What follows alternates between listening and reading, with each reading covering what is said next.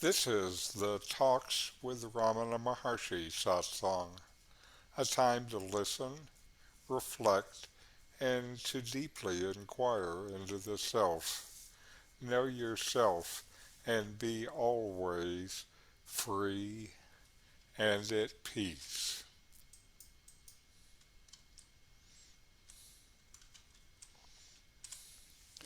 Welcome. I'm Richard Clarke, hosting this satsang. I'm a seeker, like you, sharing what we love. I've been blessed with years of deep teaching and practice that I bring to this satsang. This week I will start reviewing talks with Ramana Maharshi. These were written down and collected from 1935 to 1939 by Swami Ramananda Sarasvati. He was deep into Ramana's teachings and so was able to capture the dialogues and the depth of Ramana's responses. From the introduction to the book by T.M.P. Mahadeva, Sri Ramana's central teaching is self-inquiry.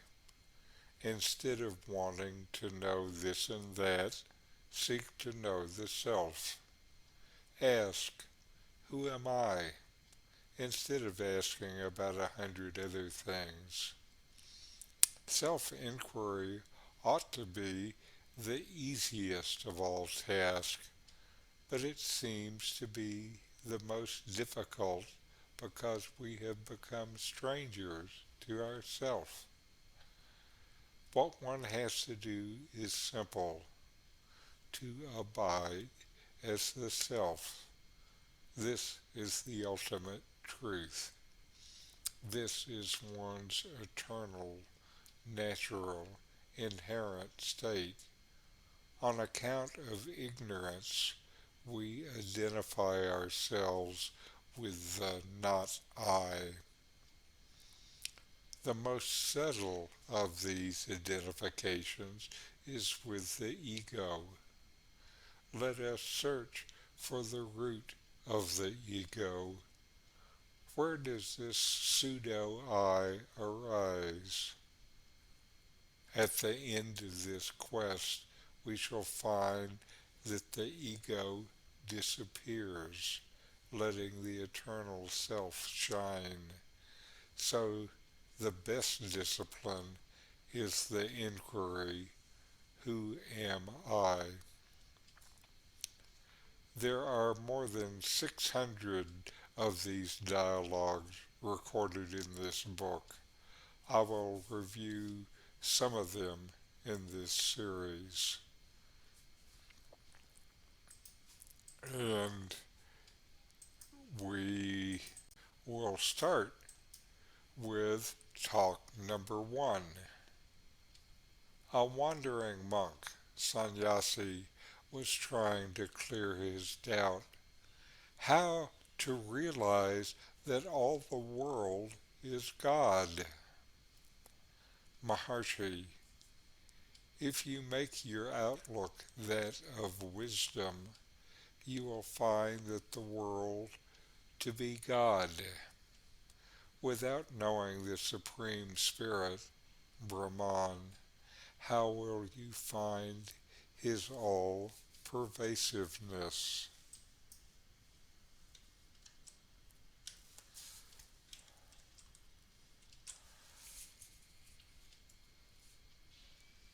The sannyasin asked a question based on his already pretty advanced practice.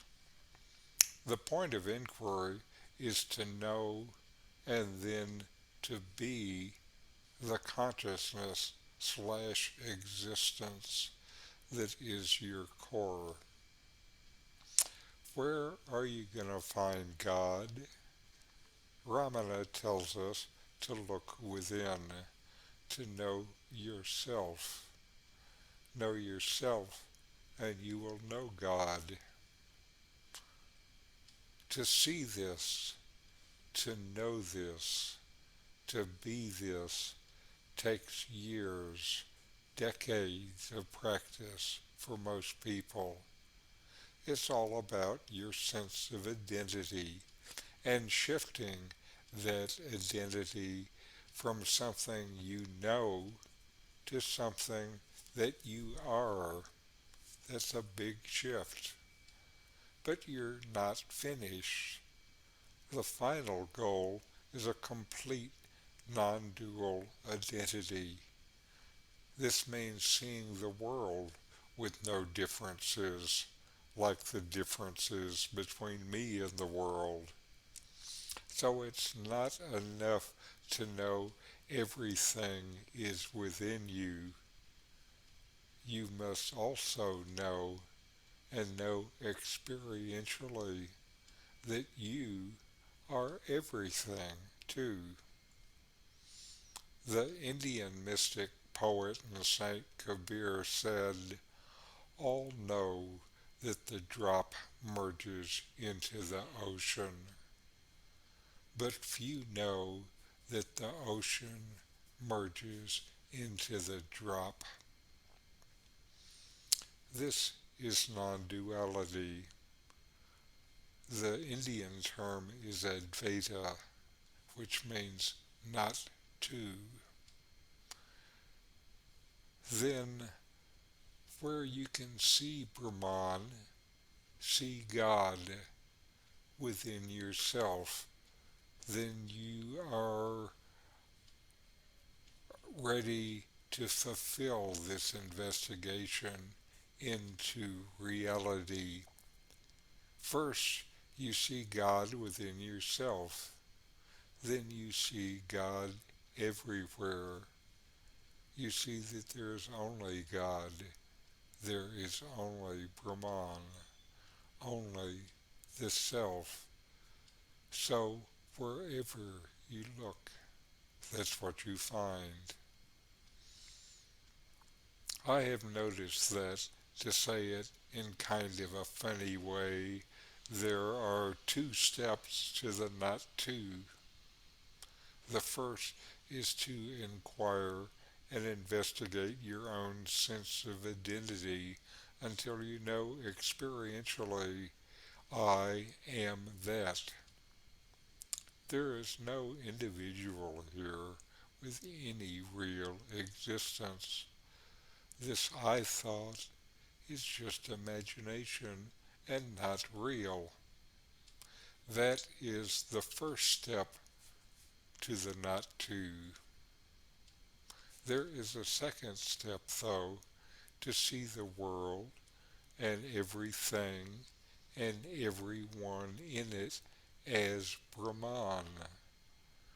The world also as the Self. Also as the world is within you, not that you are in the world is within your identity. Ramana says that without knowing this self within yourself, how will you ever know that everything is Brahman? Until you truly know there is only Brahman, and you are Brahman, and the world is Brahman, there is only Brahman, and that is your experience. Your practice is not complete. Now, from my teacher, discourse, Brahman Knowledge.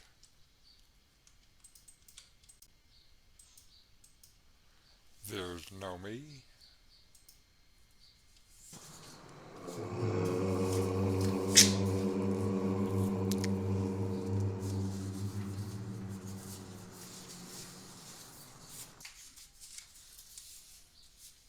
One who knows Brahman is Brahman. It is the same in the manner that you know your existence. With what knowledge, by what power do you know that you exist? Such knowledge does not depend on sensation or mental conception. In the realization of Brahman, you do not become other than what you already are.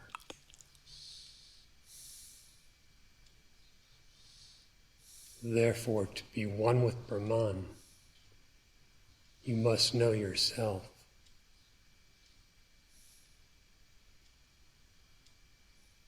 If you profoundly inquire to know yourself, you will find that your nature is existence, without beginning and without end, free of change and modification, illimitable, and perfectly full.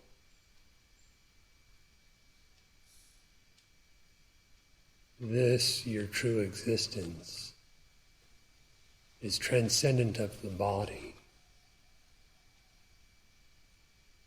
undefined by the attributes, activities, and conditions of the body. This, your true existence, is entirely transcendent of all that is conceived of in the mind, in any of the states of waking, dreaming, or deep dreamless sleep. This, your true self, is not individualized. If you are not the body, not the mind, that is, if you are beyond all that is perceived and conceived, even without the notion of I, what are you?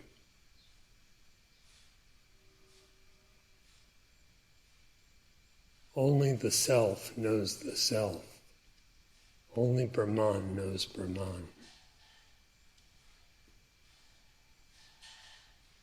The body does not know you, though you appear to know the body.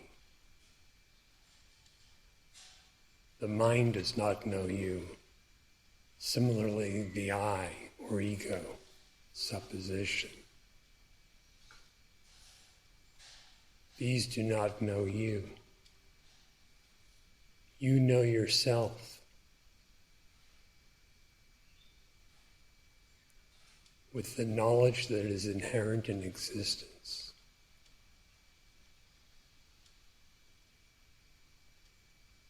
If, in spite of your existence being eternally just as it is, Brahman, you misidentify with that which is not yourself, such is delusion, and it is at the root of all sense of bondage and suffering.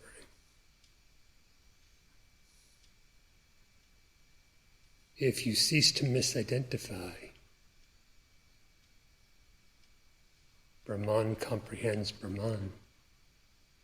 You know yourself.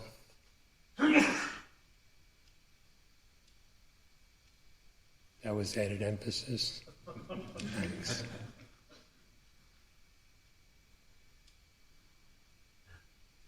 Another cannot do so. Indeed, in the self, in Brahman, the very idea of another is impossible. For the unborn, there is no creation. For those who are free of misidentification, there is no differentiation. Who are those?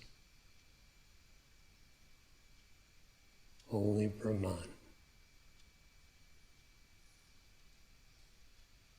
So in truth, there are no unrealized beings, nor are there realized beings. There is just absolute being, which is the very substance of realization itself.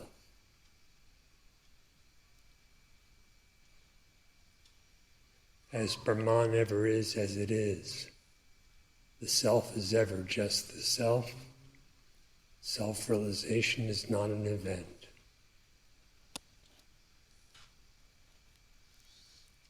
It is the eternal truth. So Sri Bhagavan says, the egoless state is the real state, the only real state that there is.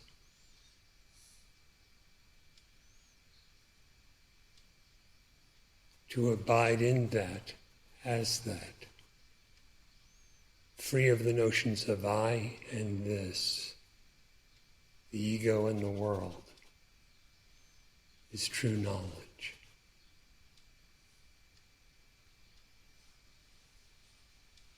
It is said in the Shastras that the knower of Brahman becomes Brahman. What is this becoming? One already is Brahman. It is a matter of knowledge, self-knowledge. For such knowledge, inquire deeply within yourself. Who am I?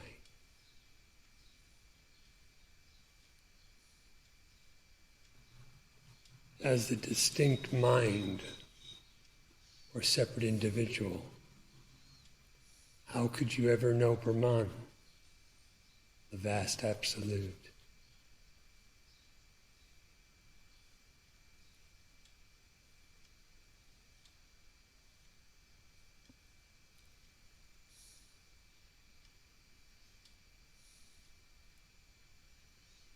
Free of the assumption of existing as an individual or a second knower of mind. How could anything other than Brahman exist?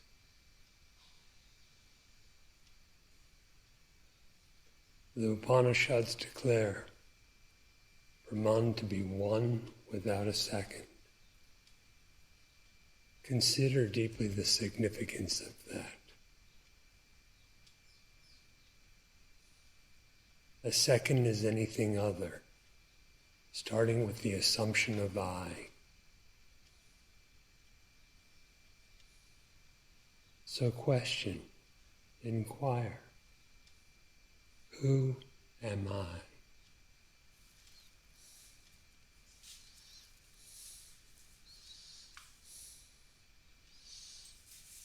All right, now we're going to take a few minutes to meditate, to inquire.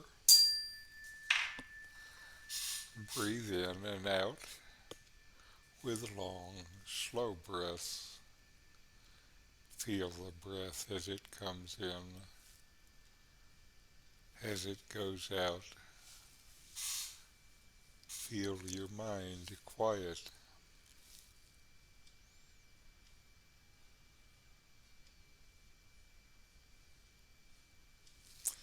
Notice that you exist. You exist and know you exist without feeling it or thinking about it. You just know. It's inherent knowledge. Already, this is beyond senses or thought.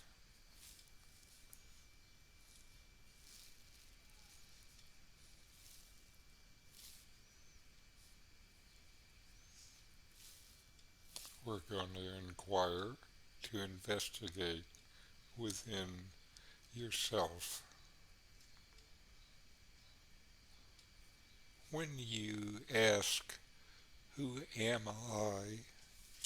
Feel that answer within yourself.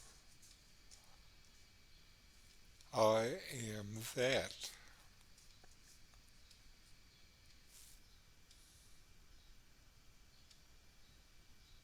Who else could you possibly be?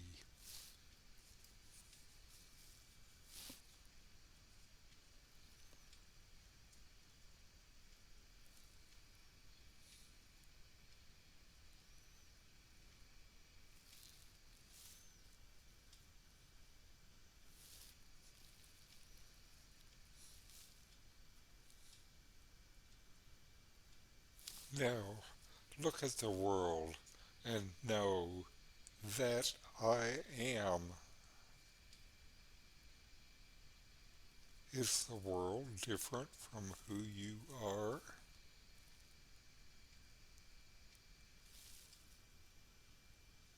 Not to.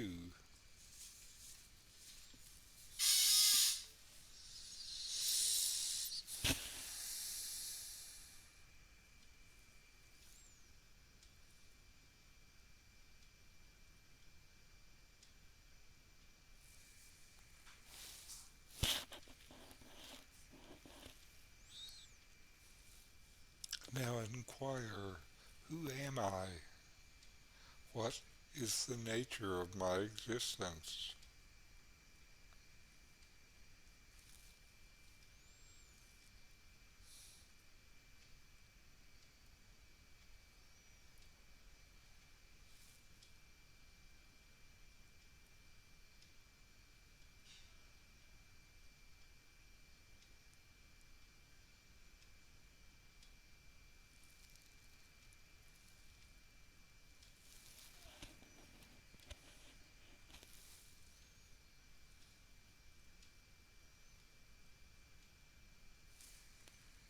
All right,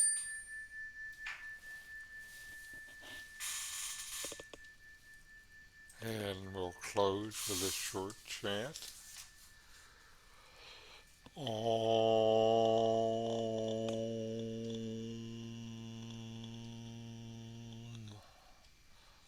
Shanti, Shanti, Shanti.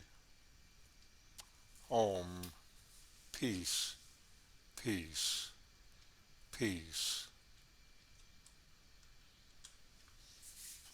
Thank you for letting me share this teaching with you. And next week I'll continue to explore and comment on talks with Ramana Maharshi. Namaste.